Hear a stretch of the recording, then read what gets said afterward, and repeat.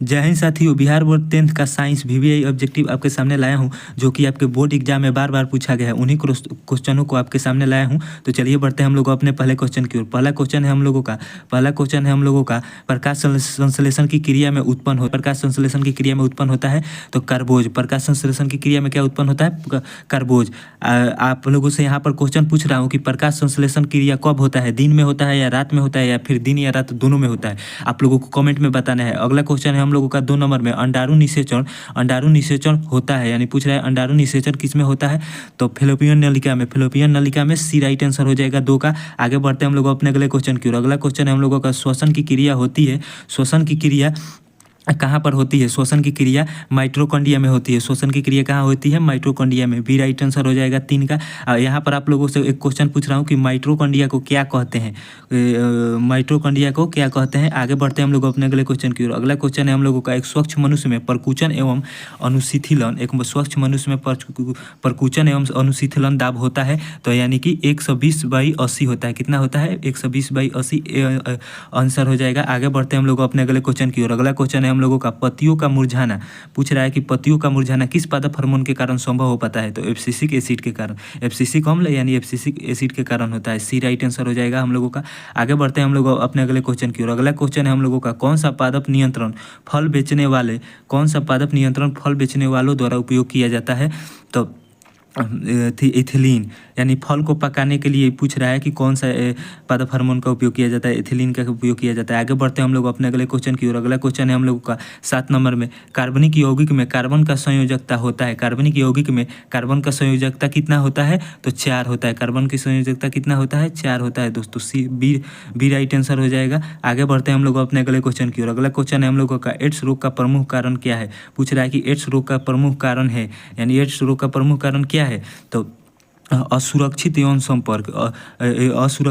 संपर्क के कारण एड्स रोग होता है। एड्स रोग। अगला क्वेश्चन है हम लोगों का चमगादड़ एवं पक्षी के पंख किस प्रकार के अंग है? पूछ रहा है कि चमगादड़ और पक्षी किस प्रकार के अंग का उदाहरण है? तो इसका राइट आंसर हो जाएगा समजात अंग का उदाहरण है। आगे बढ़ते हैं हम लोग अपने अगले क्वेश्चन की ओर। अगला क्वेश्चन है हम लोग का 10 नंबर में क्वेश्चन पूछ रहा है हम लोगों से कि वे अंग जिनकी उत्पत्ति तथा मूल रचना में तो समानता होती है किंतु कार्य के अनुसार उनकी बाह्य रचना में परिवर्तन हो जाता है, ऐसे अंगों को क्या कहते हैं? ऐसे अंगों को दोस्तों समजात अंग कहते हैं। ऐसे अंगों को क्या कहते हैं? समजात अंग। ए राइट आंसर हो जाएगा 10 का। आगे बढ़ते हैं हम लोग अपने अगले क्वेश्चन की ओर। अगला क्वेश्चन है हम लोगों का कृत्रिम पारितंत्र का उदाहरण है। पूछ रहा है कृत्रिम पारितंत्र का उदाहरण क्या है? तो इसका राइट आंसर हो जाएगा बगीचा और खेत कृत्रिम परितंत्र का उदाहरण है।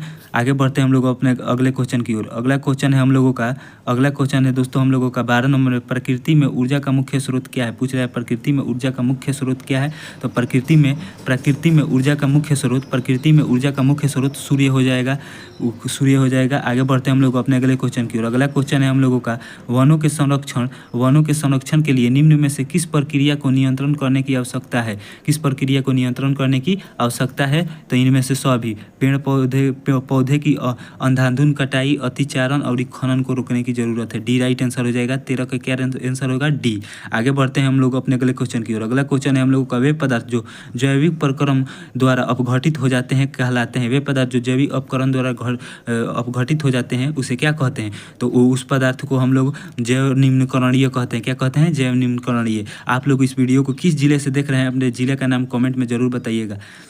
अगला क्वेश्चन है हम लोगों का 15 नंबर, आमीटर से निम्नलिखित में से किसे मापा जाता है? पूछ रहा है कि आमीटर से निम्नलिखित में से किसे मापा जाता है? तो आमीटर से दोस्तों धारा को मापा जाता है। विद्युत धारा को आमीटर से मापा जाता है, धारा को। आगे बढ़ते हैं हम लोग अपने अगले क्वेश्चन की ओर। अगला क्वेश्चन है हम लोगों का वह उपकरण जो विद्युत ऊर्जा को यांत्रिक ऊर्जा में बदलता है उसे क्या कहते हैं? वह उपकरण जो विद्युत ऊर्जा को यांत्रिक ऊर्जा में बदलता है उसे दोस्तों विद्युत मोटर कहते हैं। क्या कहते हैं? विद्युत मोटर। आगे बढ़ते हैं हम लोग अपने अगले क्वेश्चन की ओर। अगला क्वेश्चन है हम लोगों का अगला क्वेश्चन है हम लोगों का 17 नंबर, प्लाज्मोडियम में किस विधि द्वारा जनन होता है। पूछ रहा है कि प्लाज्मोडियम में किस विधि द्वारा जनन होता है। तो प्लाज्मोडियम में बहुखंडन विधि द्वारा जनन होता है। प्लाज्मोडियम में बहुखंडन विधि द्वारा जनन होता है। बी राइट आंसर हो जाएगा 17 का। आगे बढ़ते हैं हम लोग अपने अगले क्वेश्चन की ओर। अगला क्वेश्चन है हम लोगों का निकट दृष्टि को निम्नलिखित में से किस लेंस के द्वारा हटाया जाता है। तो दोस्तों निकट दृष्टि को अवतल लेंस के द्वारा हटाया जाता है। किस लेंस द्वारा? अवतल लेंस को। दूर दृष्टि को उत्तल लेंस के द्वारा। आगे बढ़ते हैं हम लोग अपने अगले क्वेश्चन की ओर।